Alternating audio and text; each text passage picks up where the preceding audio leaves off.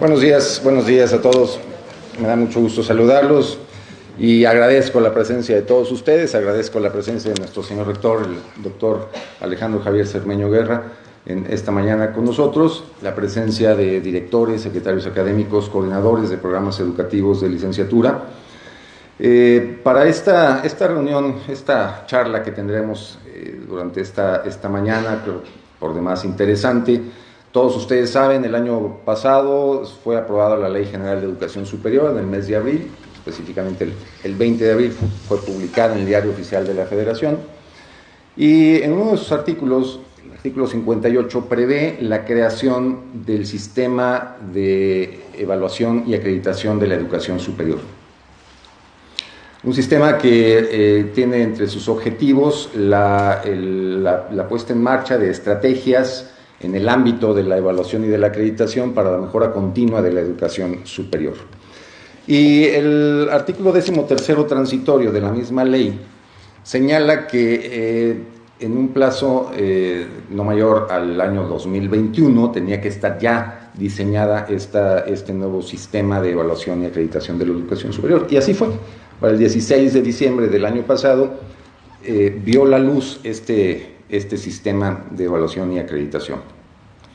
En este año, el 11 de mayo, se dio posesión al comité en el que se va a diseñar las estrategias para la implementación de este sistema. Durante el segundo semestre del año pasado se llevaron a cabo una serie de foros a nivel nacional, foros regionales, para el diseño precisamente de este sistema, para la conformación de este sistema. Fue una serie de foros con una gran participación de expertos en el tema, expertos evaluadores, los organismos acreditadores que todos conocemos, autoridades educativas estatales y federales, en fin, una gran participación que desembocó precisamente en el diseño de este sistema. Y como les decía, bueno, a partir de este año ya se está trabajando en la implementación de este sistema de evaluación y acreditación. Se conformó esta comisión en la cual la Universidad Autónoma de San Luis Potosí forma parte. Yo tengo el honor de representarla ante esta comisión. Y dentro de esta comisión se ha conformado un comité de expertos, un comité técnico, quienes son los que están diseñando estas estrategias para la implementación. Aquí en esta sala contamos con dos integrantes de este comité técnico. Uno de ellos, todos ustedes la conocen, la universitaria que lleva tatuado en el corazón el logotipo de la universidad, nuestra compañera Lucy Nieto, aquí presente, y la otra persona que conforma este comité, muchos de ustedes la conocen, y me honra presentarla en este momento, y le agradezco también el que haya venido a platicarnos un poco sobre los retos que implica, en general para la educación superior, para las instituciones de educación superior, y bueno, los retos que vamos a tener que afrontar nosotros como universidad, ante este nuevo sistema de evaluación y acreditación. ¿Qué es lo que nos espera? ¿Qué es lo que nos depara el futuro en estos temas de evaluación y de acreditación, tanto de programas educativos como de acreditación institucional? Y me refiero a la maestra Marilena Barrera Bustillos. Muchos de ustedes la conocen, fue durante 8 años y 3 meses, según decía ahorita, directora general del Consejo de Acreditación de la Enseñanza de la Ingeniería, uno de los organismos acreditadores más importantes en nuestro país, de hecho, el primero, el más antiguo como organismo acreditador en nuestro país. Y bueno, ella también forma parte de este comité técnico para la implementación de este sistema. Así que, pues, muchas gracias, Marilena, por estar esta mañana con nosotros. Y pues adelante, es todo tuyo el auditorio.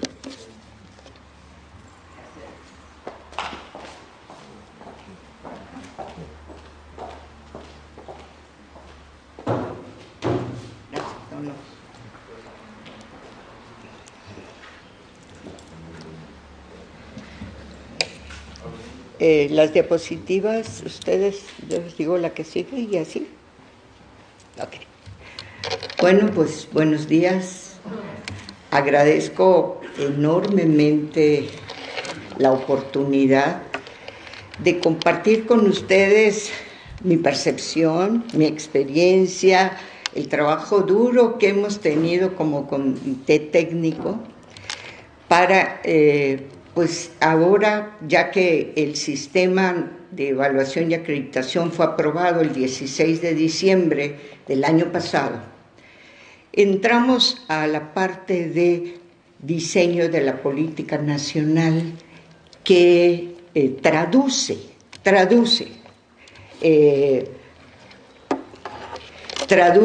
el sistema a conceptos más claros, a términos que las instituciones estamos acostumbradas a utilizar, ¿no? Esto ha implicado un esfuerzo enorme del equipo de trabajo. Quiero decir que nos tienen trabajando mañana, tarde y noche, vía virtual, pero nos tienen trabajando. Entonces, pues esto es una percepción personal que voy a tratar de hacer referencia a lo que dice el sistema y algunas implicaciones importantísimas para las instituciones de educación superior mexicanas. Por eso el tema, le llamamos retos del CISEAS. Yo voy a hablar como SEAS para que sea más pequeño, para las instituciones. ¿Qué espera el sistema de las instituciones? ¿Qué espera el sistema que hagamos las instituciones? Porque una amplia responsabilidad recaerá en las propias instituciones y la reflexión crítica que tengamos de nuestros esfuerzos, de nuestro trabajo en busca de la mejora continua. Como yo dije, voy a compartir experiencias, aprendizajes, reflexiones de mi participación en el comité técnico. Haré mención, y cuando haga mención a cuestiones que no son percepciones, sino están ya establecidas en la ley, se hará énfasis en la ley. ¿De qué voy a hablar? Primero, del contexto. El contexto es muy importante. El marco jurídico que ya nos rige, que está aprobado desde el plan sectorial hasta el sistema, que es lo último que apareció, los elementos del diagnóstico y orientaciones, ejes y estrategias del sistema de evaluación y acreditación. Y, pues lógico, que su impacto, que es el tema central, a las instituciones de educación superior y a la educación superior, y haré unas reflexiones finales. Yo acostumbro, ya los que me conocen, entrar con preguntas detonadoras, es decir, que esperamos que tengamos respuesta en la presentación que yo haré el día de hoy. En la situación actual, ¿cuáles son los principales retos que implica para nosotros la Ley General de Educación Superior? Que la Ley General marca cuestiones muy importantes desde la formación humana, los ejes transversales, la existencia del sistema, qué se espera del sistema, varias cosas muy relevantes, pero muchas veces, por el trabajo, pues no leemos a fondo la ley, y la ley ya tiene apuntados cosas muy relevantes. Otro, ¿qué desafíos enfrentamos las instituciones? Entonces, si le bajamos un peldaño al sistema, al SEAS, ¿qué desafíos presenta para las instituciones el sistema? ¿Y cuáles serían, entonces, estrategias y acciones que deberíamos establecer ya? Porque no esperemos a fin de año que en el 1 de enero del 2020 23 nos digan hay que hacer esto. No, las instituciones son la parte crítica, el pensamiento crítico del país, y las instituciones debemos ser proactivas, debemos anticiparnos hasta lo que estamos viendo que viene. Entonces es muy importante esa postura autorreflexiva y caminar hacia la transformación de nuestras instituciones y de la educación superior que México establece a grandes rasgos en las leyes. A ver, ¿se me trabó aquí? Ándale, gracias. Vamos a ver el contexto, el marco jurídico. Jorge creo que leyó la diapositiva previa, pero aquí el marco jurídico, Jorge lo dijo muy bien, la ley del artículo 3 de la Constitución habla de que la educación en México tiene que estar orientado a la mejora continua, desde la preescolar hasta la educación superior. Busca estar en un proceso de transformación siempre hacia la mejora continua. Y eso implica el trabajo de todos, porque lo que no se mide no se puede mejorar. Algo que es muy importante, lo que no se mide no se puede mejorar. El programa sectorial de educación superior 2023-24, que establece, también pone énfasis en la evaluación de los aprendizajes de los estudiantes y también pone énfasis en la mejora continua. Por eso surge Mejoredu. La Ley General de Educación Superior, a la que nos hemos referido, aquí están los artículos. Voy a dejar la presentación, no crean que así porque me la estoy saltando rápido, pero la idea es que no les dé una clase de derecho y les lea los artículos. Pero lo que sí es importante es hacer referencia a de qué artículos me tengo que fijar. Ahí ven ustedes el artículo 6, el 7, el 8, el 9, el 56, 58, 59, 60 y 61. Son artículos relevantes que tenemos que ponerle énfasis y discutir al interior de la institución de cómo le vamos a atender, orientar nuestros esfuerzos en nuestro modelo educativo, en nuestro plan de desarrollo, en las acciones que hagamos para la mejora de los programas, en la evaluación de la gestión, etc. También el Sistema Nacional de Mejora Continua de la Educación, que establece 3 artículos que están muy alineados a lo que es el sistema de evaluación y acreditación, que son los artículos 4, 5 y 6. No tienen que leer toda la ley, pero sí, ojo con los artículos a que hago referencia. Y aquí, ¿qué entendemos como un sistema de evaluación y acreditación?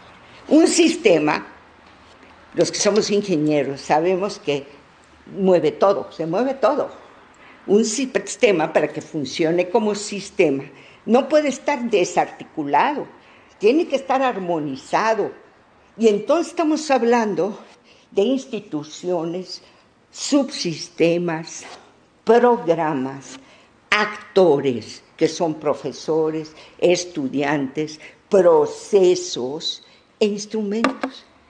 Es decir, el sistema de evaluación es un conjunto orgánico de autoridades educativas federales y estatales, instituciones, organizaciones educativas e instancias de evaluación y acreditación. Entra todo lo que es CIES, CONACYT, Ceneval, etcétera, todas las instancias que nos evalúan, el REBOE, todo eso entra a formar parte del sistema, con mecanismos e instrumentos para la evaluación. Ojo, el sistema, para que sea un sistema, tiene que moverse de manera armónica, integrada, sistemática. Por lo tanto, el sistema incluye a todos.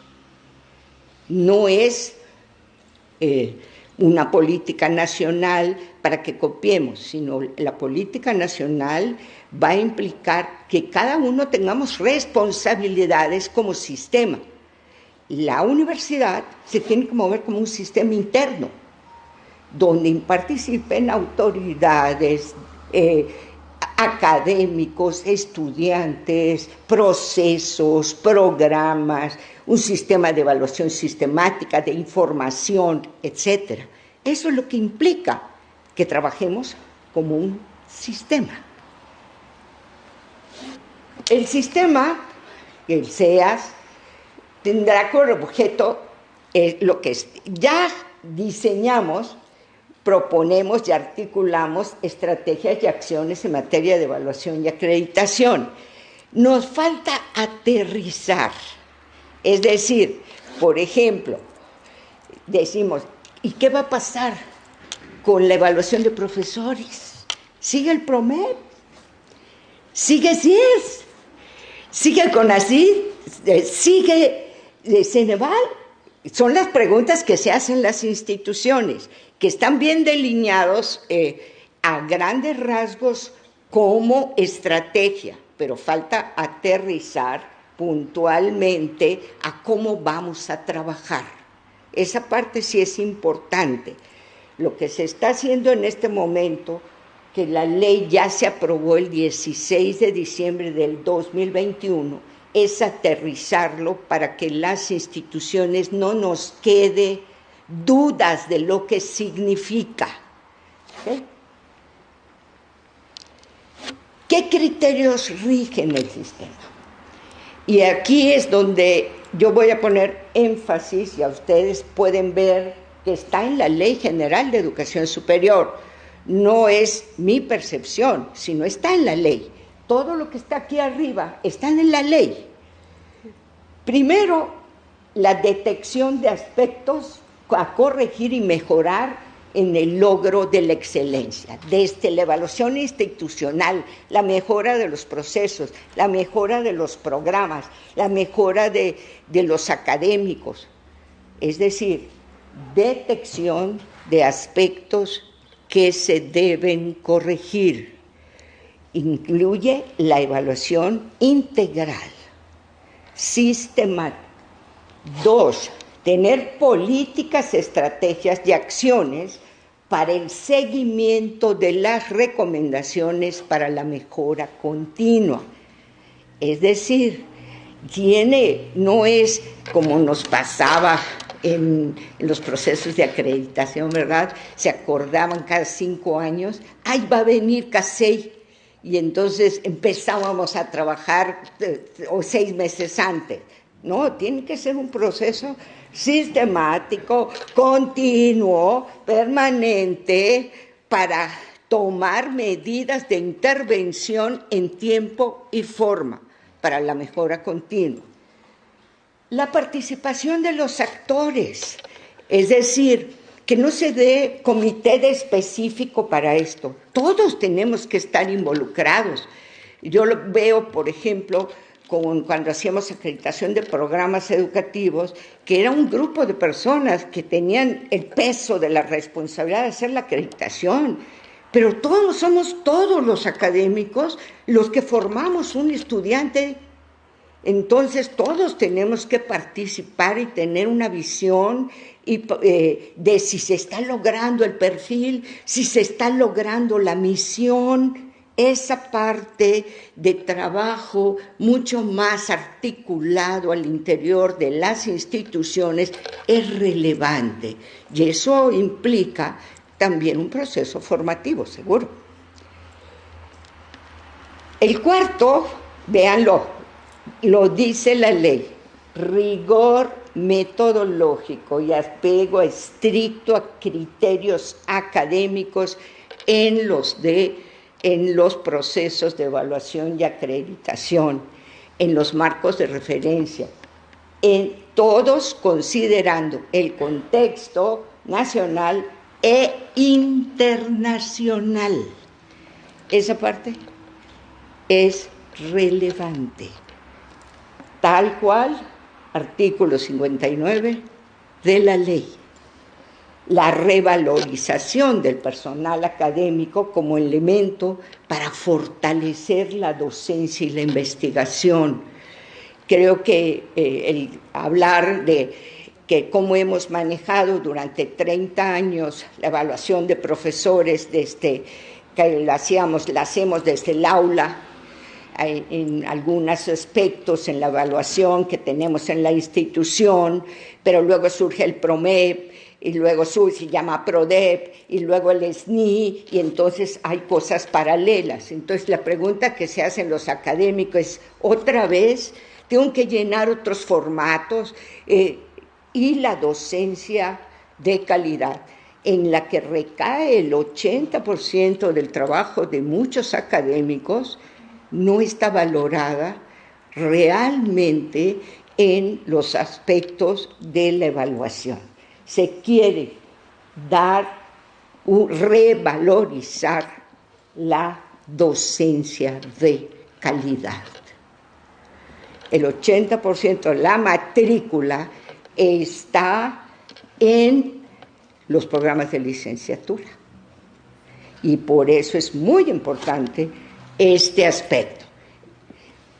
Si me preguntan cómo, todavía estamos en eso, pero yo te digo, la parte importante es revalorizar eso. Y también que todo lo que hagamos se difunda, se conozca y que no les agarre desprevenidos y no sepamos qué hacer o qué interpretar. Entonces, estos 6 puntos que acabo de mencionar como criterios están establecidos en la Ley de Educación Superior. Y estos criterios también orientaron nuestros esfuerzos en el diseño del sistema. Esto, lo que dijo Jorge, para que vean, no fue un trabajo de 24 chavos que nos dedicamos a hacer el comité técnico. No, los antecedentes del CEAS es la ley, el Consejo Nacional, el Consejo Nacional para la Coordinación de la Educación Superior, que es el CONACES. Allá mismo se determinó la existencia del Secretariado Técnico Conjunto y del Comité Técnico, de que a mucho honor Luz y yo formamos parte desde el año pasado. Pero aquí también se hicieron muchos esfuerzos, muchísimos esfuerzos, desde 6 foros de consulta regionales que coordinó ANUYES, la consulta a autoridades educativas federales y estatales que coordinó Carmen Rodríguez de DGESU, lo que hicimos el comité técnico, que fue la consulta a organismos de acreditación y evaluación, la consulta a responsables de planeación y evaluación, perdón, me separo del micrófono, y asociaciones importantes como ANFECA, ANFEI, etcétera, que lo hicimos en el comité técnico. La encuesta a las comunidades educativas, que se lanzó una encuesta, se recibieron todas las aportaciones, y también la consulta que se hizo a expertos y especialistas, donde participó Jorge, que todo eso nos llevó a un cúmulo de información que después tuvimos que integrar en el comité con el documento que se presentó en noviembre a CONACYT y que se aprobó el 16 de diciembre.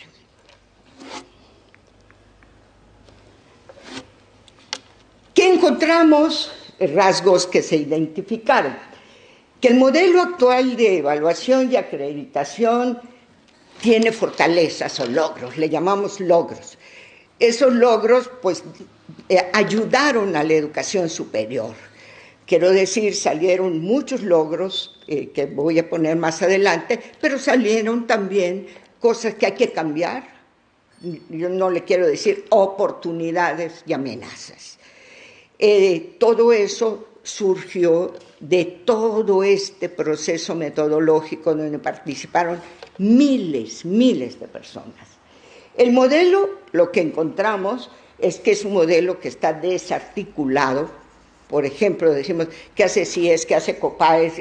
Voy con CIES, voy con COPAES, y entonces hay una diferenciación que uno ni sabe. A veces no tenemos claridad en el alcance y no tenemos claridad y nos dejamos llevar por las cosas. Es un modelo desarticulado, no reconoce particularidades de los evaluados, usa estándares homogéneos. Por ejemplo, yo puedo hablar del mío, ¿verdad? De CASEI, somos 30 indicadores y está muy bien orientado a la mejora continua y a los aprendizajes de los estudiantes.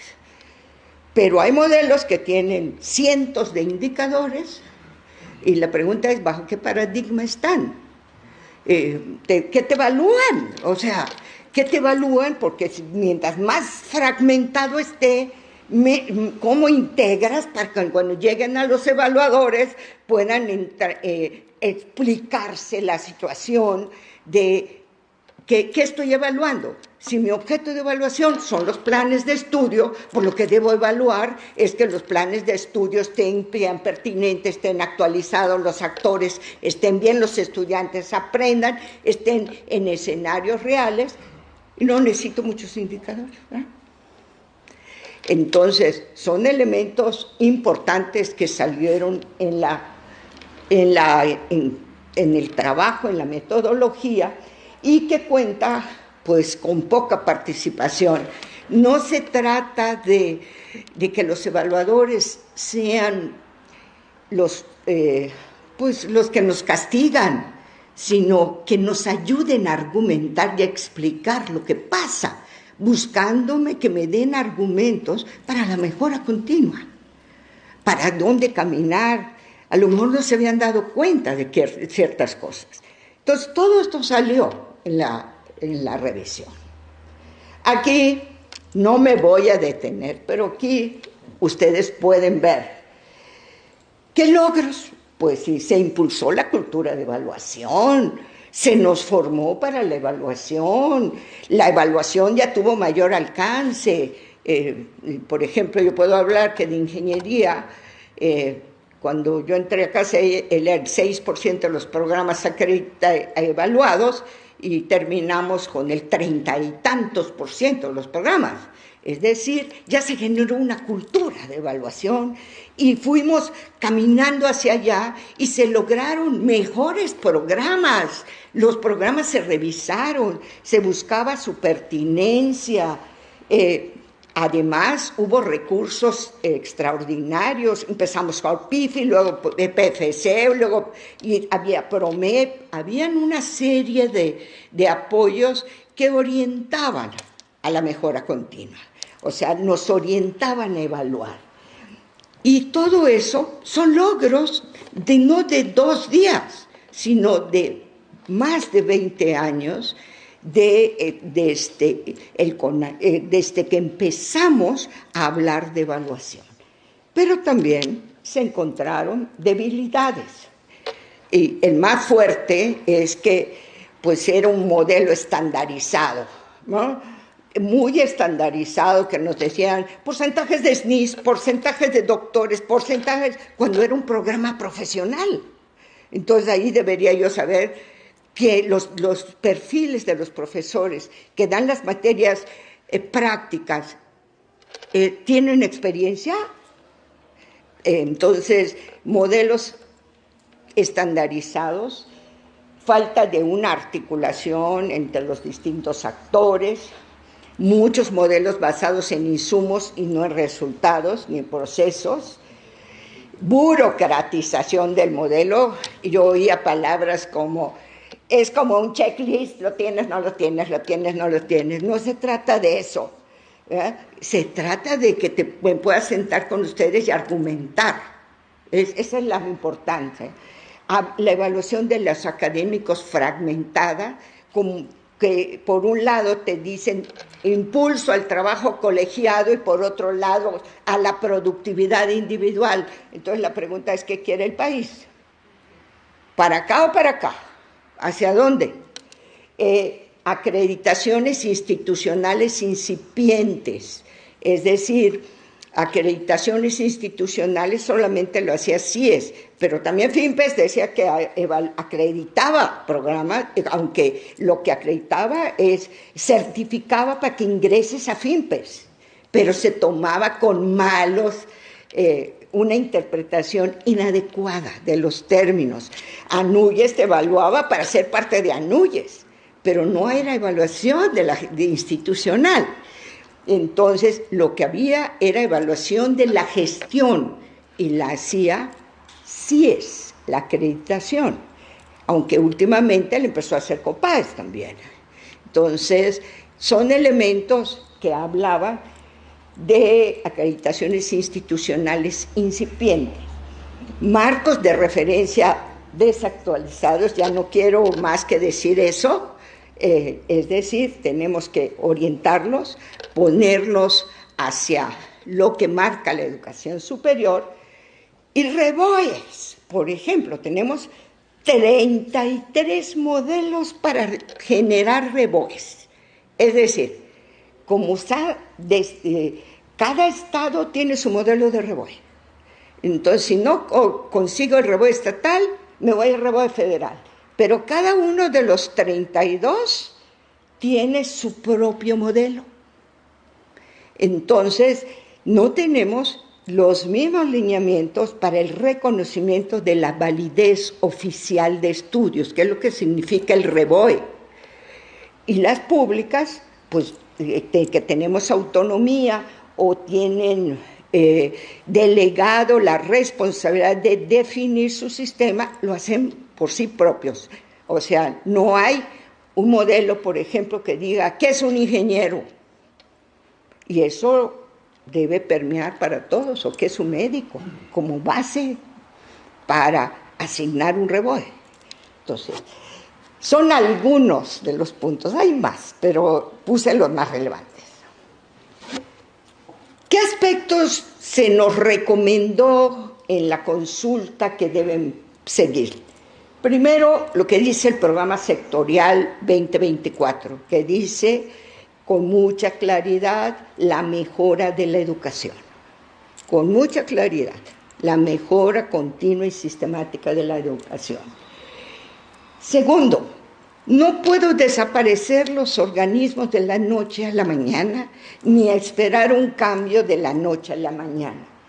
Dar continuidad a los procesos de evaluación y acreditación y buscar una visión de nuevas realidades, de una nueva educación superior con unos nuevos marcos de referencia muy orientados a dos aspectos. Uno, al aprendizaje de los estudiantes, al logro de los aprendizajes de los estudiantes, y dos, a la mejora continua. Y tres, que sea participativa, que surja de la reflexión de las comunidades académicas. Y aquí vemos, esto implica pues nuevos instrumentos, que para eso se está pensando trabajar fuertemente en grupos técnicos para definir esos elementos mínimos. Y también la acreditación, y esto que quede bien claro, la acreditación como un mecanismo que impulse la movilidad nacional e internacional. el financiamiento para el sistema, porque algo que no tiene financiamiento difícilmente puede operar si vamos a dar seguimiento a todo el país. Desarrollar de manera participativa indicadores, esa parte también para evaluar la educación superior. Reconocer. En la educación superior tenemos que flexibilizar los programas y reconocer que en la educación superior podemos tener en los planes de estudio modalidades educativas diferentes, trayectorias diferentes en los estudiantes, es decir, flexibilizar nuestros modelos educativos. Y una manera es reconocer a aquellos estudiantes que ya tienen experiencia en el campo laboral, reconocerles los saberes adquiridos y tener programas donde tengamos diversas modalidades. Por ejemplo, puede llevar la materia de manera presencial, virtual, con tutorial, cosas que aquí hay un reto para las instituciones de educación superior. Tenemos que flexibilizar los procesos académico-administrativos de las instituciones de educación superior. Y ahí flexibilizar la normatividad. La autoevaluación como clave para la evaluación externa. O sea, la autoevaluación implica esa autorreflexión sobre mi programa, sobre mi desempeño, sobre mi institución, debe ser la base que nos lleve a la mejora continua. Y pues nosotros la comunidad que fue consultada decía, por favor, que existan programas presupuestales extraordinarios para apoyar a las instituciones de educación superior. Estos son los elementos que se pidieron en las comunidades consultadas, que fueron muchísimas, y que pedían que continuaran. Y ahora vamos a las orientaciones y los ejes del SEAS. Orientaciones generales. El SEAS, el sistema, debe dar seguimiento y evaluación a las políticas, estrategias, acciones que en materia de educación superior dice el artículo 59 de la ley. Eso es lo que estamos haciendo, la traducción. Es decir, porque hablamos, nos encontramos con inclusive términos que se consideran como sinónimos.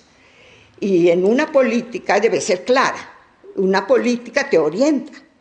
Entonces, aquí sí el SEAS va a dar seguimiento y evaluación a las políticas y estrategias y acciones. Es muy importante que estén bien claras. Todo gira hacia la mejora continua. Como eje es la resignificación y transformación de la evaluación y acreditación.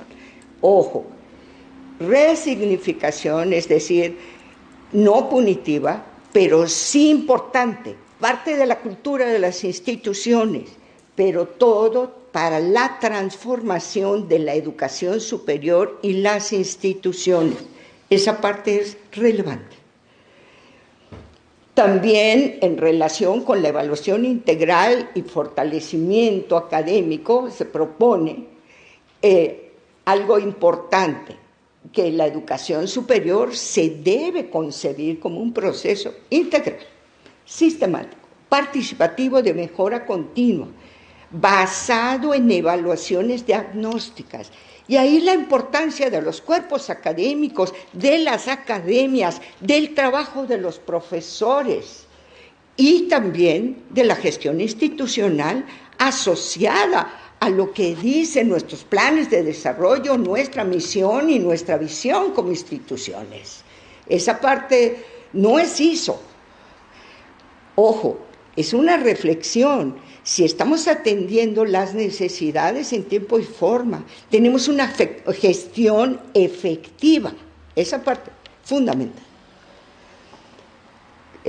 Todo esto para el fortalecimiento de las IES y de las instituciones con nuevas modalidades y opciones educativas.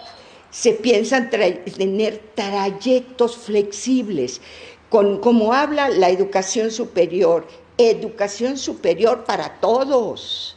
Entonces, cuando tú dices educación superior para todos, estoy hablando de cualquier estudiante tiene derecho a la educación superior, pero una persona con ciertas necesidades educativas especiales requiere trayectos diferenciados, cargas diferenciadas, y a veces la normatividad no lo permite, o los procesos académico-administrativos, y los expulsa el sistema. Entonces, con estas modalidades, para las mamás que trabajan, para muchas situaciones que se identifican en la educación superior, aquí tenemos una gran oportunidad las instituciones de educación superior. Promover la búsqueda de la excelencia, impulsar esa excelencia, la innovación de programas. Algo que se nos decía muchísimo es, por ejemplo, la industria 4.0.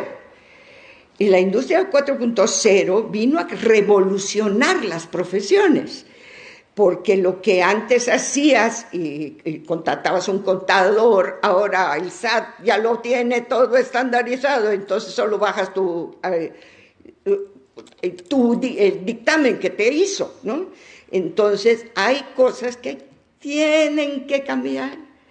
Y esa es la innovación de los programas y métodos de enseñanza y para el aprendizaje de los estudiantes en escenarios reales.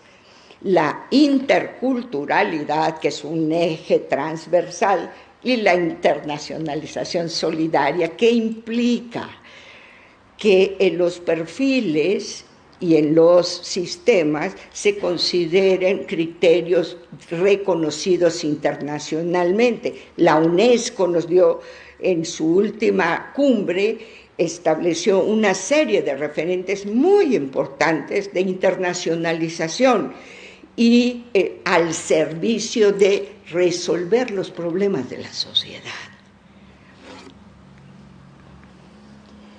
Impulso a la cooperación interinstitucional, es decir, la importancia de que funcionen las COEPES, que las instituciones y universidades podamos compartir cosas, escenarios de aprendizaje y no duplicar. Eso le llamamos cooperación interinstitucional. Y el fortalecimiento, que es la parte más importante que tenemos que hacer ya, de las capacidades institucionales para la evaluación y la acreditación. Y el financiamiento, como todo, siempre aparecerá en todas las políticas, ¿no? Financiamiento y apoyos focalizados, es decir, no es lo mismo una institución que está en una comunidad en la sierra a una institución que está en la ciudad. Entonces, para disminuir las brechas, es la idea. ¿Sí? ¿Cuáles son los ejes? Primer eje, articulación y coordinación del sistema. Es decir, articular, coordinar el sistema, que se vea que se mueva como un sistema, que no van las políticas de evaluación de profesores por un lado y no van y los organismos te pidan para la acreditación de programas otra cosa.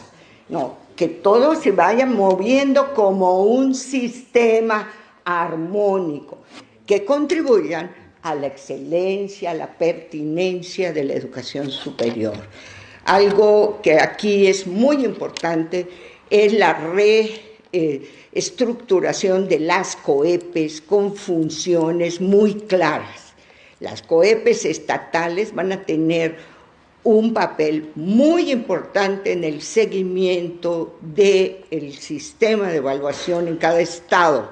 Esa es muy importante, por eso las capacidades y la formación que se tiene que dar a las COEPES para estas orientaciones que estoy comentando aquí.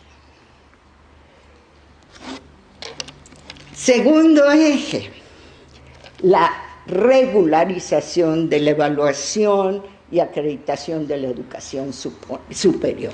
Esta parte es importante, es decir, ya no vamos a tener 36 marcos de referencia, vamos a tener elementos mínimos que deben tener los marcos de referencia que orienten la evaluación de programas, de sistemas, etc. No quiere decir que nosotros hagamos los marcos de referencia, quiere decir con participación, que se orienten hacia dos cosas. En el caso de los programas, al logro de los aprendizajes de los estudiantes y siempre a la mejora continua. Tener siempre presente cuál es tu objeto de la evaluación. Mi objeto de la evaluación son los programas a los programas. Mi objeto de evaluación es la gestión a la gestión. Mi objeto de evaluación son los académicos hacia los académicos. Es decir, no tener modelos que evalúen cosas que no son relevantes. A eso me estoy refiriendo, ¿sí? Por eso, aquí en este punto, a ustedes ven que se propone como una de los grandes objetivos diseñar y proponer esas estrategias, directrices, mecanismos y acciones para eso. Y ahí ustedes lo verán en negritas, que rediseñar esas políticas para la evaluación y mejora continua. Es decir, cuando yo hablo de evaluación que va a recaer en la evaluación diagnóstica que cada institución haga de su quehacer, de sus programas, pero cuando yo hablo de la evaluación diagnóstica, te tengo que dar lineamientos o ejes muy claros de qué tengo que reflexionar sobre qué. O sea, no que cada quien reflexione de lo que quiera, entonces no va a haber comparación, no va a haber una uniformidad como se quiere. Y también, pues, revisar, replantear y actualizar los marcos de referencia para la autoevaluación, la evaluación externa y la acreditación, con nuevas visiones de la educación superior.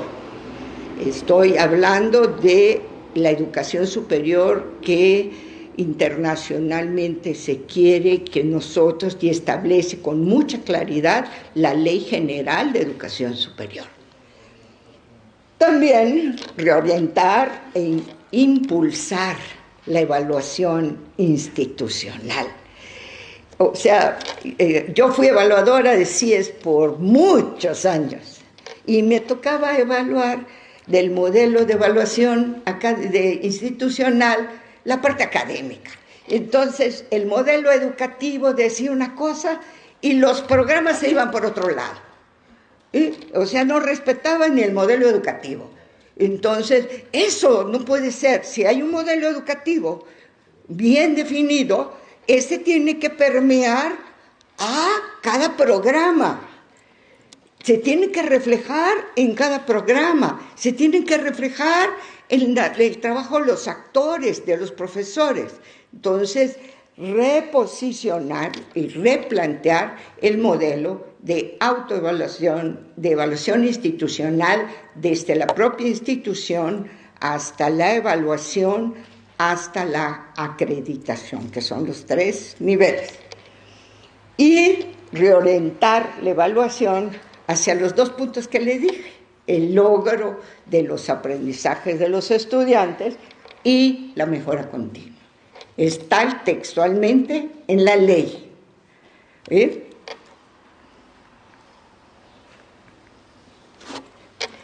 Aquí ustedes pueden ver también, pues, replantear los procesos de evaluación del personal académico. Yo sé que muchos de ustedes se están preguntando, y ya trabajamos mucho por los cuerpos académicos, por lograr el PROMEP, por lograr el SNI, por todo esto. Es muy importante hacer que los procesos de evaluación sean sistemáticos, integrales, y que trabajemos como un sistema. Entonces, la revalorización de la docencia es una parte muy relevante que muchos profesores sienten que ellos no tienen derecho a los estímulos porque, pues, aunque son docentes casi repletos, pero pues no tengo productividad en artículos científicos y no me toca ni el PRODEP ni el SNI, ¿ok? Entonces, ese análisis es muy, muy relevante. Revisar y replantear los procesos y los criterios de evaluación de académicos y impulsar la autoevaluación de los mismos profesores, del personal académico, e impulsar nuevos procesos más integrales adicionalmente, para el desarrollo de capacidades para evaluar. Yo lo digo porque llevamos 4 años formando para la evaluación tipo CASEI y todavía ahí nos topamos con usos y costumbres, ¿no? Reorientar la evaluación de los estudiantes. Ya no es la calificación de los cursos. ¿Qué dice el objetivo? Logró esas capacidades. Es decir, hablar de evaluación de aprendizaje de los estudiantes no es hablar de calificaciones. Eso implica también tener una variedad de instrumentos, de procedimientos, innovar la docencia, muchas cosas que incluyen procesos formativos. Y esto nos lleva al tercer eje, a la formación y desarrollo de las capacidades de evaluación, no solamente de los evaluadores, porque se espera tener un padrón de evaluadores a nivel con ciertas capacidades, se pedía que fueran certificados, etcétera, pero todavía eso no se ha definido, pero también hacia los mismos actores, que son los mismos profesores que tenemos a nuestro cargo los cursos. Y la otra parte que es relevante, los comités de ética. Los comités de ética para la evaluación. Cuando yo tengo una inconformidad, estudiante o profesor en una institución o con un organismo acreditador, ¿a quién acudo? Tener comités de ética que orienten los procesos de evaluación y acreditación, que es una parte integral de la ética. Impulso una nueva cultura, no me voy a detener porque yo ya hablé de toda esta parte de que necesitamos impulsar la cultura de evaluación y acreditación, producir saberes para hacer la evaluación y acreditación, esa parte, y desde la autoevaluación. El sistema plantea una organización tentativa, vean que dice abajo, aún en proceso de análisis y definición.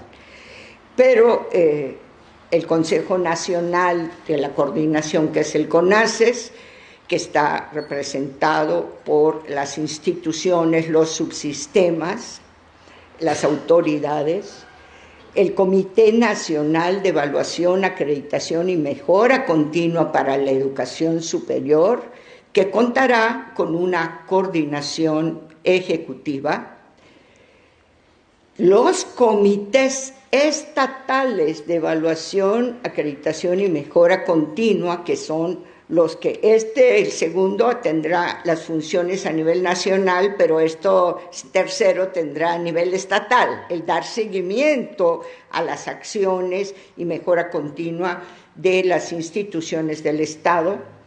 por la importancia de las COEPES en los estados, y un organismo técnico de apoyo para estas funciones. Sí, me pegó. Eso es una organización tentativa. Estamos en la discusión de cuál sería la organización definitiva. Y vamos a ver entonces las implicaciones. Esto dice la ley textualmente. Ustedes me dirán si no dice lo que clarito les he estado diciendo. Las instituciones deberán desarrollar procesos sistemáticos e integrales de planeación y evaluación de carácter interno y externo de los procesos y resultados de sus funciones y de gestión de sus programas académicos y del logro del aprendizaje de los estudiantes. Clarito lo dice el artículo 60 de la ley. Podrán apoyarse de mejores prácticas, por eso la cooperación interinstitucional de instancias nacionales e internacionales dedicadas a la evaluación y acreditación. Más claro, está en el artículo 60 de la ley. Esto aprobado desde abril del 2021. Los resultados de los procesos de evaluación deberán estar disponibles para consulta. Serán con fines diagnósticos para cumplir a la mejora continua. No tendrán un carácter punitivo. Es decir, la transparencia es un eje importante, pero no, si no lo hago, no me van a castigar ni cerrar la institución, ¿ok? No tendrán un carácter punitivo. Eso que quede bien clara, la ley lo establece puntualmente. Impacto. Entonces, el impacto, pues aquí me vamos a ir, la UNESCO ha identificado importantes lagunas en los resultados que se tienen en las instituciones en detrimento de la educación superior. Eso tenemos que reconocer que en México hay grandes lagunas entre sistemas, entre instituciones del mismo Estado, en la capacitación de los profesores, etc. El principal desafío, vemos como el principal desafío es el cambio de paradigma, es decir, orientado hacia la evaluación del logro del aprendizaje de los estudiantes y la mejora continua, que es una finalidad de las instituciones de educación superior. Decirle a un padre de familia que si yo le ofrecí ese perfil, lo logre. Y la importancia del impacto también, que tenemos que trabajar entre todos, que las visiones de las instituciones, los organismos, tengan ese mismo paradigma.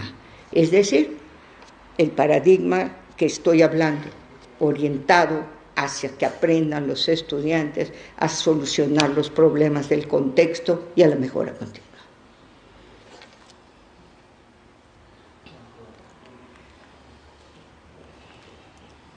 La ley y el sistema requieren identificar instrumentos. Necesitamos hacer la política nacional, y en eso estamos ahorita. Es decir, la política nacional surge de todos estos encuentros, de todo lo que ya está aprobado en la ley y de lo que ya está aprobado en el sistema. Lo tenemos que convertir en una política, en estrategias, en acciones digeribles para todos los actores. Es decir, que cuando hablemos de una cosa entendamos y haya claridad, que no nos queden las dudas que tenemos ahorita, que si esto es certificación o le hablamos de reconocimiento o le hablamos de acreditación, no, que quede claridad. Y esa parte es fundamental. También se orienta a que la educación superior de calidad debe incorporar diversas modalidades educativas, trayectos distintos, y eso implica la flexibilización de las instituciones de educación superior en sus procesos y en sus normatividades. Esa parte es importante. Y la innovación es una parte relevante. La educación superior debe promover el desarrollo de habilidades prácticas básicas y transferibles, y debe estar vinculada con los diversos actores, en CACEL le llamamos grupos de interés, empleadores, egresados, sociedades, colegios, etcétera. Y en el diseño de impartición de los programas es relevante, oigan bien, relevante la profesionalización y formación de los profesionales, de los profesores, que combine la parte académica con la parte profesional. Emilio me entenderá muy bien, y Jorge también, hoy en el Día del Ingeniero. Nadie puede enseñar diseño de carretera si no ha diseñado una carretera. Nadie puede enseñar ciertas cosas si no la ha hecho. Entonces, en las carreras profesionales o de riesgo social, es importante que la conformación de la planta académica combine la expertez que tienen los académicos de alto nivel académico con profesionales que están en la práctica del ejercicio. Esa parte es fundamental. Y eso coincide también con la UNESCO. También es importante diseñar políticas que impulsen la gestión de la educación superior con datos relevantes que permitan que el rector pueda hacer un clic y tener toda la información de lo que le están preguntando para la toma de decisiones. Ya está diseñado el Sistema Nacional de Información de la Educación Superior, que fue una solicitud muy expresa, porque el 911 no tenía la información. Por un lado estaba el 911, por otro lado estaba la NUYES, y los datos que tenían en las diversas fuentes no coincidían. Otro impacto es, aquí va a la reflexión final, ya les voy llevando a la reflexión final. La pandemia nos ha dejado importantes brechas. 2 años y medio, 2 años. La pandemia, tenemos que reconocer que tenemos brechas en los aprendizajes de los estudiantes. Los profesores tuvimos que aprender de nuevas metodologías, de nuevas formas, y también tenemos brechas. Pero es muy importante que si queremos caminar a la excelencia, que si queremos responder a la sociedad, conformar profesionales como los comprometimos, tenemos que cerrar esas brechas. Y esa es la primera reflexión importante. Garantizar a la sociedad que estamos formando lo que les comprometimos. La ley y el sistema buscan establecer una política nacional, que es la que estamos trabajando ahorita, y políticas claras que replanteen, reorganicen, armonicen todo lo que yo les dije en los ejes, pero en lenguaje cotidiano, en lenguaje que ustedes puedan entender y empezar a trabajar. Pero ya podemos, con esto que yo les dije, empezar a trabajar. Está clarísimo que todo empieza en las propias instituciones. que tenemos que hacer una reflexión sobre nuestro trabajo, sobre nuestra misión, sobre nuestros programas y que tenemos que formarnos para eso. Y eso nos va a llevar a un procedimiento de transformación de la educación superior. Yo quiero terminar con 2 diapositivas, creo que eran 2. La ley y el sistema buscan diseñar e implementar políticas que contribuyan al desarrollo y logro y transformación de la educación superior hacia la excelencia, pero ampliamente vinculados con los niveles previos, con lo que dice la Constitución, el plan sectorial, sin olvidar la nueva escuela mexicana. En este momento estamos en el diseño de la Política Nacional de Evaluación y Acreditación que debe estar lista en noviembre de este año. Por eso estamos trabajando a matacaballo. Y para que esto empiece a funcionar el 1 de enero del 2023. Yo diría, los desafíos en el ámbito internacional, la ley, demandan a las IES a fortalecer sus capacidades de autoevaluación.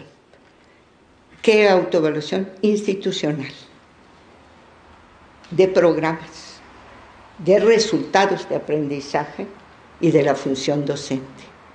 No me tienen que venir a decir qué tengo que hacer, ¿verdad? La autoevaluación es una reflexión a la luz de lo que yo declaro. Entonces, yo puedo saber y hacer una reflexión conjunta y no tengo que esperar a enero del 2023. Reconceptualizar el quehacer a la luz de criterios que sean claros.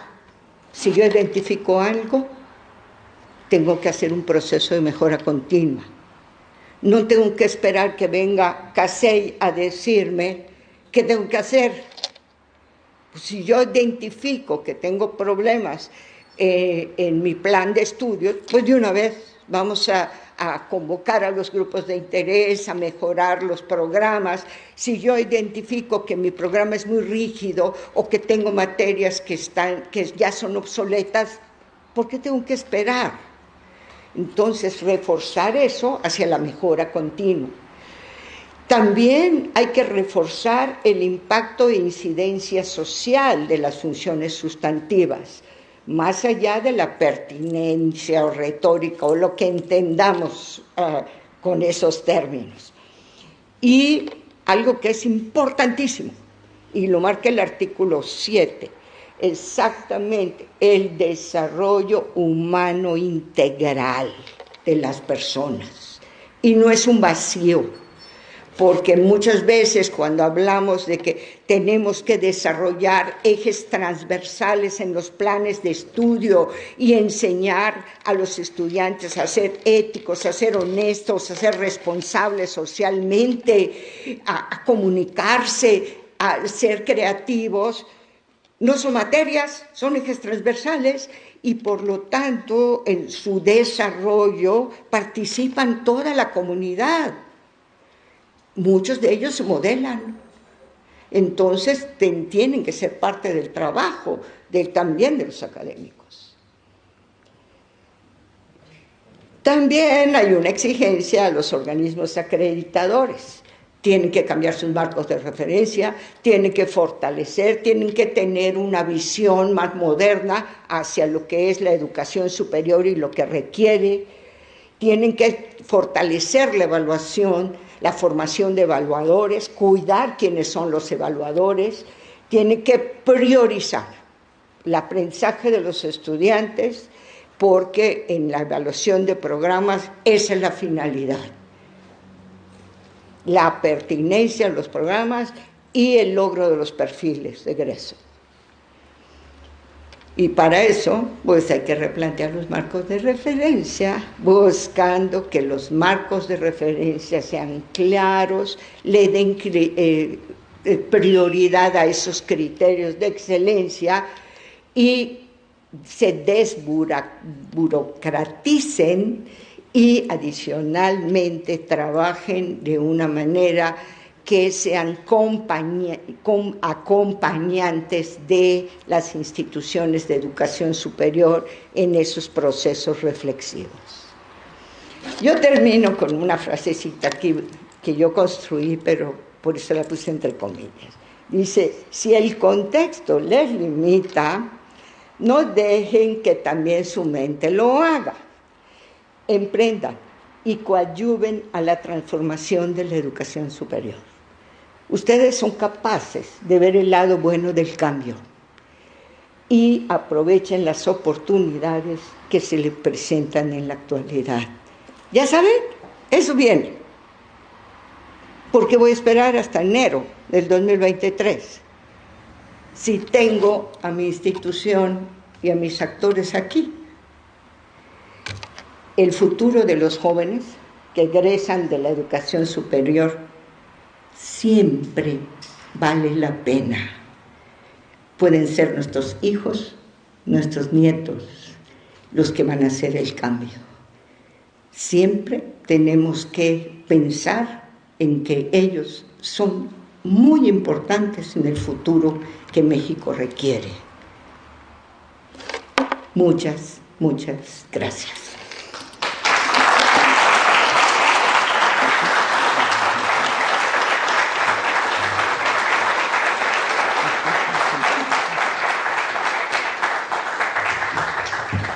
Muchas gracias, María Elena. Tenemos tiempo para un par de preguntas, si hubiera alguna duda por ahí, algún comentario.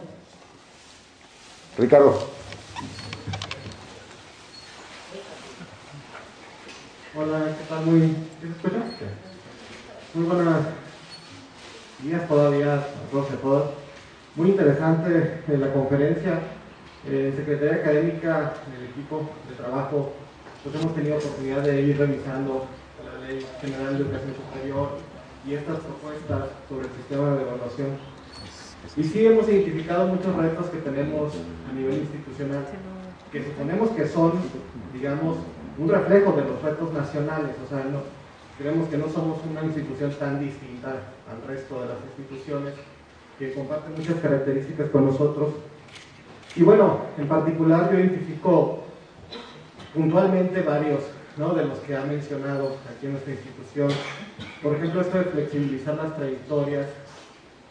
Se conciben mucho los estudios como unas trayectorias muy rígidas, en donde el estudiante tiene pocas opciones, donde tiene que terminarlas a un mismo ritmo igual que todos, etc.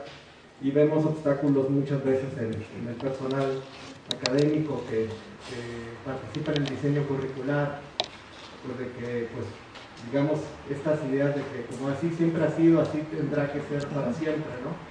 Y vemos obstáculos importantes en ese sentido en la cultura académica. También el asunto de las modalidades educativas, que es un reto tremendo, ¿no? Lo de diversificar estas modalidades a través de otros mecanismos de educación en línea, ¿no?, a distancia, etc.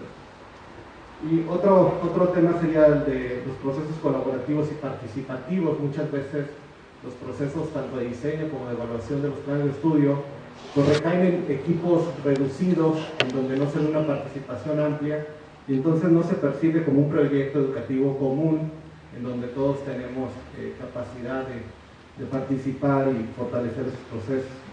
Pero también uno que creo que es muy importante y que hemos discutido últimamente es el de estimular más la docencia, ¿no? Estimular más la innovación docente, que yo creo que es un reto nacional, no es propiamente de nuestra institución. Y pues mucho identificamos esta y lo decimos así a veces, esta sobreestimulación de la actividad de investigación.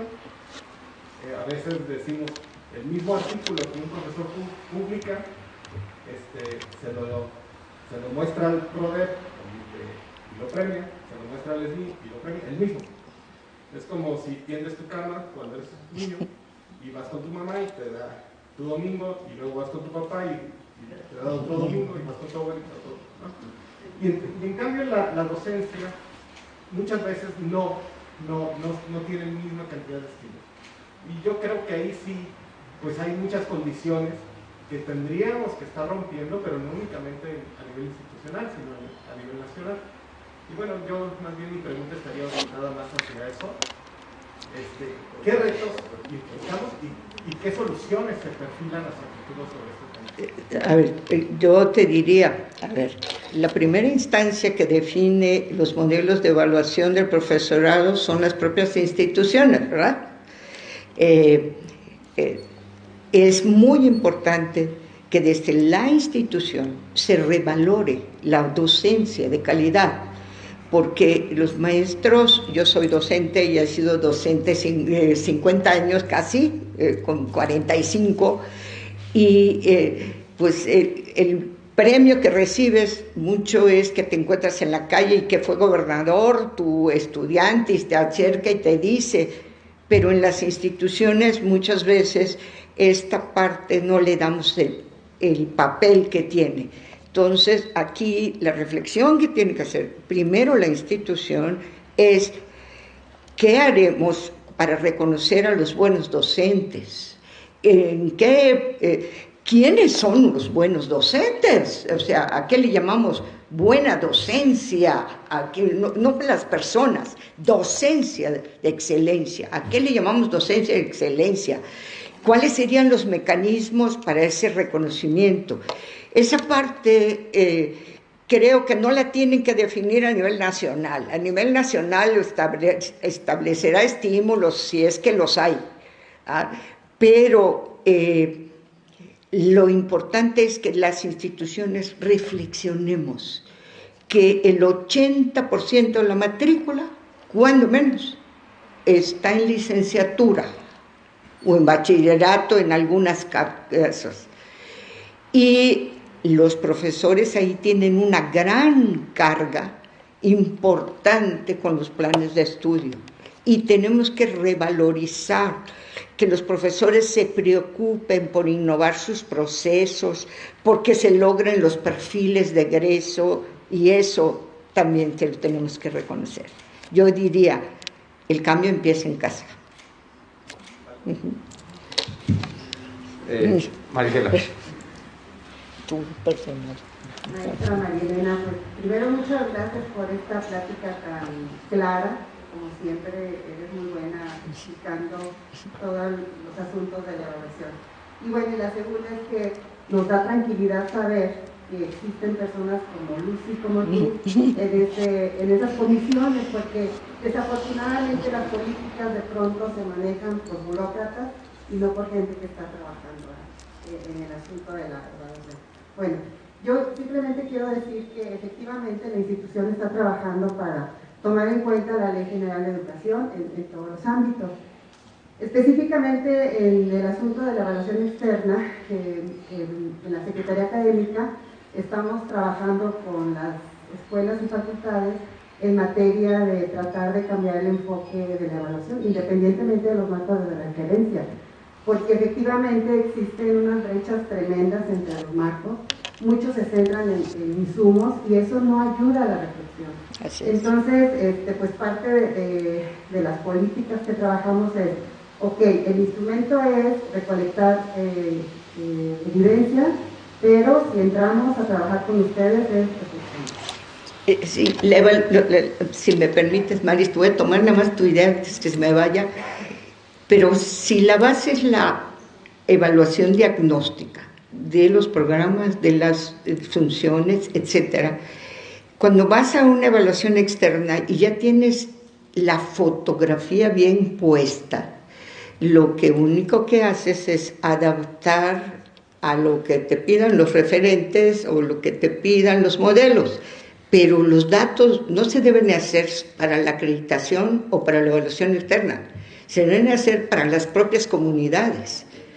Entonces, esa parte es la que tenemos que fortalecer en las instituciones de educación superior, que los cuerpos académicos, las academias o como le llamen en la propia institución, tengan esa capacidad de reflexionar sobre lo que hacemos y cuando venga la evaluación externa, venga la acreditación, podamos ajustar. Ya tenemos los datos, Nada más lo que hacemos es acomodarlos.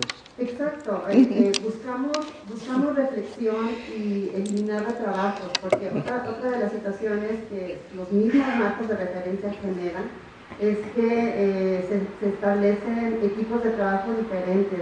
Tenemos un equipo para la revisión curricular, tenemos un equipo para la evaluación externa y de pronto los aprendizajes se pierden. Entonces, en lo que buscamos es integrar todos esos procesos para que esos aprendizajes se recuperen y establecer mecanismos de seguimiento de recomendaciones. Esto de verdad que vino muy bien en tu plática porque lo estamos impulsando. Y entonces es importante que tengamos una visión uniforme para que esto realmente podamos entrar al proceso de mejora continua, porque desafortunadamente hay quienes lo hacen muy bien, hay quien lo hace más o menos y hay quienes es solamente para tener un reconocimiento que de pronto tampoco entendemos para qué es este reconocimiento. Muchas felicidades, María. Oh, gracias, y yo les diría, con la frase que construía, que se puso al final, yo les diría, no tenemos que esperar, está clarito que tenemos que empezar por la propia evaluación diagnóstica que hagamos y que las comunidades nos hagamos responsables realmente de lo que la propia universidad está diciéndole a la sociedad. Transformación de seres humanos integrales, profesionales importantes. A mí me preocupa mucho algo que Jorge ya me oyó decir 20 veces, Arnoldo 20 veces, me preocupan mucho las profesiones de riesgo social. ¿Cómo le voy a sacar egresados de un programa superpato a un médico o a un ingeniero o a un abogado o a un contador? Es una profesión de riesgo social. ¿Cómo le garantizo a la sociedad que sea de donde egreses, eres un médico, eres un ingeniero o eres un contador que no me va a mandar a la cárcel ahorita con el SAT?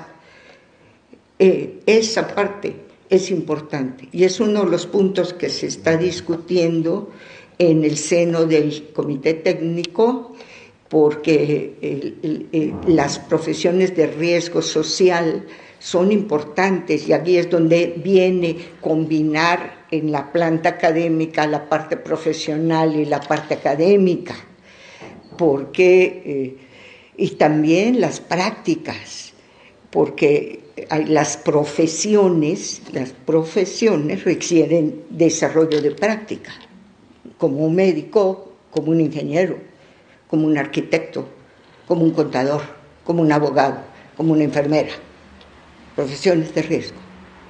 Entonces, gracias Maris, y traté de aterrizar a términos más puntuales.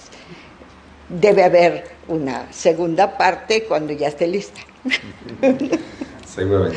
Muchas gracias. Gracias, María Elena, de verdad muy agradecidos por tenerte aquí con nosotros esta mañana para pues adelantarnos un poco sobre lo que nos espera, los retos que vamos a tener que enfrentar como universidad, como institución de educación superior, en función de estos temas de evaluación y de acreditación. Ya lo decía Marisela, ya estamos trabajando en esto y bueno, queremos adelantarnos un poco para que no nos agarre con los dedos en la puerta.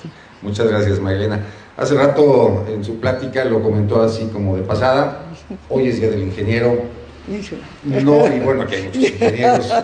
No es casualidad que hayamos invitado a María Elena a darnos esta plática el día de hoy precisamente. La verdad es que María Elena, ella es ingeniera, estuvo al frente del CACEI, del Consejo de Acreditación de la Enseñanza de la Ingeniería, durante 8 años, y en esos 8 años, verdaderamente, más que un organismo acreditador para nosotros, en lo particular, en la universidad, fue un verdadero aliado estratégico para el desarrollo de nuestros programas educativos de ingeniería. Y en ese sentido, aquí están los directores de la Facultad de Ingeniería, de la Facultad de Ciencias Químicas y de la Facultad de Ciencias, quienes en reconocimiento a tu labor al frente del CACEI durante estos 8 años quieren hacerte patente este reconocimiento. Adelante, por favor.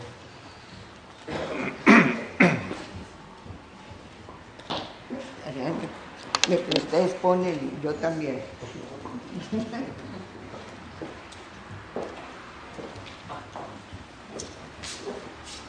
Voy a usar brevemente el micrófono. Marilena, solamente pues dicen que es de bien nacido ser agradecidos. Tal como lo comentaba Marisela, nos da tranquilidad que estés en el comité técnico, también que Lucy Nieto esté en el comité técnico, qué bueno que están ahí. Y decirte que durante tu gestión al frente del CASEI estuvimos tranquilos de que estuvieras ahí, estuvimos siempre bien apoyados y de veras que te agradecemos enormemente y quisimos el día de hoy, el Día del Ingeniero, sabiendo que vendrías aquí a presentarnos tu ponencia, darte estos reconocimientos para que te los lleves y los cuelgues por ahí en algún lugar en tu casa. Me voy a permitir leer el de la Facultad de Ingeniería y después, si te alcanza la voz, que tú puedas también leer el tuyo. Dice: la Facultad de Ingeniería de la Universidad Autónoma de San Luis Potosí otorga el presente reconocimiento a la maestra Marilena Barrera Bustillos por su gestión al frente del Consejo de Acreditación de la Enseñanza de la Ingeniería y por su comprometido apoyo a la mejora continua y al logro de los objetivos académicos de esta facultad. Firma un servidor, director de la Facultad de Ingeniería, San Luis Potosí, a 1 de julio de 2022. Marilena, muchísimas gracias.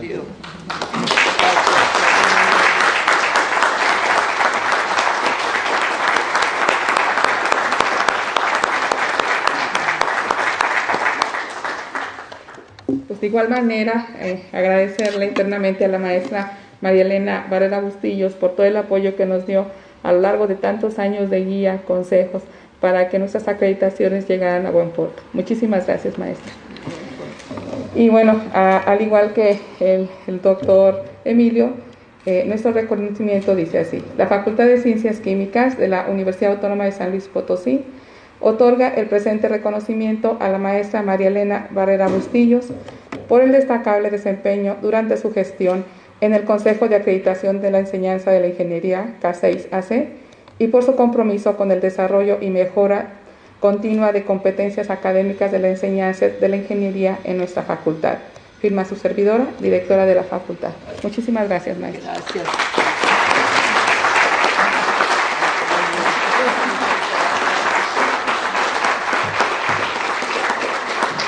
Por parte de la Facultad de Ciencias, contamos con una oferta educativa muy amplia y muy complicada.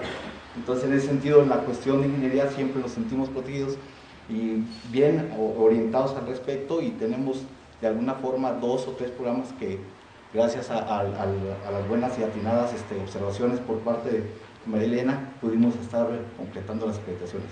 La Facultad de Ciencias, agradecido con usted, y esperemos continuar trabajando con usted también en el futuro. Muchas gracias. Cuenten con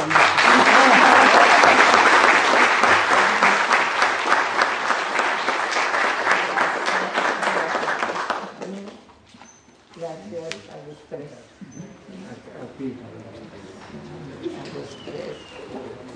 Yo quisiera, ya para concluir con este evento, pedirle a nuestro señor rector si nos gusta dar una reflexión final, por favor.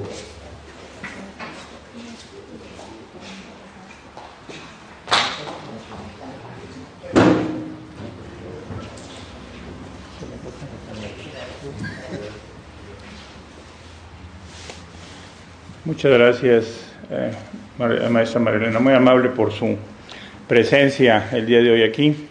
Felicito a todos los ingenieros en su día. Quiero agradecerle a muchas personas, seguramente voy a omitir a alguien de antemano, una disculpa, pero Lucy, muy agradecido con tu presencia. Tú eres una persona fundamental para la universidad, aunque hipotéticamente se dice que estás jubilada, parece que no es cierto y nos sigues apoyando muchísimo y te lo agradezco. Agradezco también al señor rector de la Universidad Tecnológica, nuestro ingeniero Gerardo Vilet, muchas gracias, ex universitario también con el corazón tatuado por la universidad y que ahora está en una institución hermana. Agradezco a los señores directores de las diferentes facultades, consejeros, maestros, alumnos y sobre todo personal que está en la cuestión académica. Sin duda, a nuestro secretario académico, el maestro ingeniero Jorge Pérez, a nuestro secretario de Investigación y Posgrado, el doctor Ramauri, muchísimas gracias. También con mucho cariño y agradecimiento a nuestro exdirector de la Facultad de Ingeniería, ex secretario, entre otros asuntos, de planeación, y actualmente miembro de la Junta Suprema, el ingeniero Arnoldo González. Muchísimas gracias a todos ustedes por su tiempo. Voy a ser muy breve. El concepto de sistema que entiendo tienen los ingenieros es totalmente diferente a lo que tenemos las áreas de salud, ¿verdad, doctor? Para nosotros un sistema, bueno, pues no es tan complejo como el de ustedes. Simple y sencillamente el corazón late, llega por el sistema cardiovascular a todos lados y regresa al corazón, y ese es un sistema. Obviamente los ingenieros siempre han sido más complicados en todo, en todas las definiciones y todo. Una de las cosas que no me gustó, y se lo debo de aclarar, es que la palabra calidad apareció al último. Una sola vez se dijo calidad. Y yo no concibo una educación sin pensar en calidad. Tristemente no está considerada la calidad hoy. Nuestro nuevo sistema de evaluación que está pensando la Secretaría de Educación Pública en implementar, y que seguramente lo va a lograr implementar, pareciera ser que la calidad no es el eje central. En mi punto de vista debería de ser el eje central. Por otro lado, algo se mencionó de la importancia de que las personas que están dando las prácticas tengan experiencia. Y esto es algo que es quizá duro de comentar hoy aquí, pero hay una universidad en el estado, que es la Universidad Politécnica. El señor rector no me dejará mentir, quizá esté yo en un concepto erróneo, y si es así le agradecería que me lo aclare, pero la Universidad Politécnica tiene entre sus premisas que para ser maestro de la Universidad Politécnica tienes que trabajar en el área en que vas a dar clase. Yo no concibo que estemos dando un maestro del área que sea, salud o ciencias sociales o lo que sea. No puedo pensar en un académico que no tenga experiencia. Por eso en las áreas de la salud, en la Facultad de Medicina, que por cierto, no sé si está por aquí, es nuestro señor director, creo que lo vi hace un momento, volvió nuevamente a ser primer lugar nacional en el examen nacional de residencias médicas de las universidades públicas. Está en las primeras 5, como siempre se ha mantenido, y la más alta de las universidades públicas. Yo pienso que la fortaleza de esa institución de enseñanza en salud, que no solamente repercute en medicina, en estomatología, enfermería, todas las áreas de salud, psicología, es que un alto porcentaje de maestros son tiempo completo, muy pequeño, y un alto porcentaje de maestros es profesor hora clase o profesor medio tiempo, porque tienen sus actividades o tenemos nuestras actividades en áreas propias de la profesión. Y como usted bien lo dijo, yo creo que ningún ingeniero puede enseñar a hacer un puente si nunca en su vida ha hecho un puente. Pero lamentablemente el sistema educativo actual favorece el que tengas un profesor de tiempo completo. Eso es a lo que aspira la gente, a tener un profesor de tiempo completo, y te das cuenta de que estamos viendo efectivamente lo que usted comentó, profesores que tienen 25 años dando la misma clase y no se han actualizado. Eso es, creo que, una llamada de atención fundamental para todos los directores aquí presentes. Y una de las cosas que usted dice de prevención y de planeación y no esperar al 1 de enero, ya todos los señores directores aquí presentes y los que no pudieron estar aquí, están iniciando desde hace meses sus revisiones de todos sus programas educativos. Tenemos grandes avances. Hay directores que están haciendo incluso fusiones de carrera ya para que el año que entra se puedan ofertar como licenciaturas fusionadas con una idea conjunta de mejora educativa. Es para mí algo que me ha llamado la atención, y no es la primera reunión que estoy. En ANUYES esto es un tema muy difícil aún de tocar, que la calidad no está integrada al discurso. Eso es, en mi punto de vista, algo que tenemos que buscar nosotros como institución autónoma, seguirla preponderantemente poniendo al frente de nuestros procesos de modificaciones curriculares que estamos haciendo. Les agradezco su tiempo, felicidades a los ingenieros en su día, muchas gracias por su atención, que sigan disfrutando la extraordinaria plática y seguramente toda la conversación que posteriormente esto se tendrá con María Elena. Muchas gracias nuevamente por tu presencia, Lucy, un encanto que estés aquí como siempre. Gracias a todos por su presencia, muy amable. Permítame, le vamos a dar un pequeño obsequio.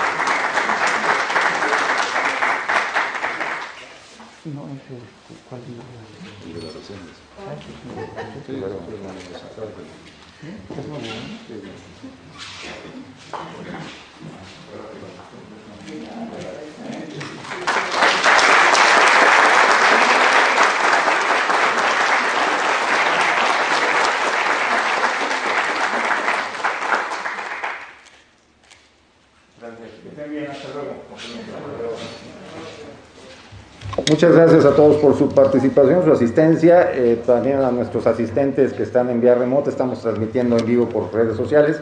Gracias a todos por su participación. Hasta la próxima.